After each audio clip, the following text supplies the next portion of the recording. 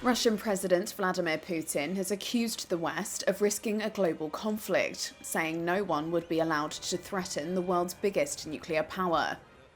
He spoke on Red Square on Thursday as Russia marked the Soviet Union's victory over Nazi Germany in World War II. Russia will do everything to prevent a global conflict, but at the same time, we will not allow anyone to threaten us. Our strategic forces are always in combat readiness. Despite unseasonably cold weather and snow, crowds of Russians gathered in the centre of Moscow to watch the Victory Day parade.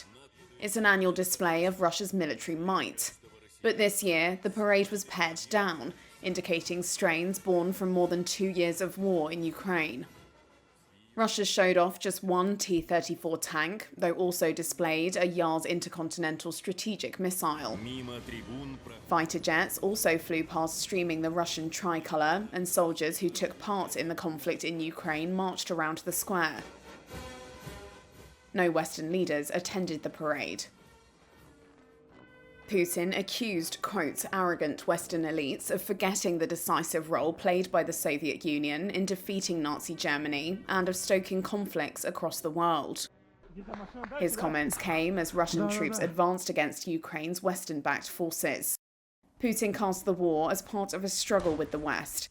He says Western powers humiliated Russia after the Berlin Wall fell in 1989 by interfering with what he considers Moscow's sphere of influence. Ukraine and the West say Putin is engaged in an imperial-style land grab.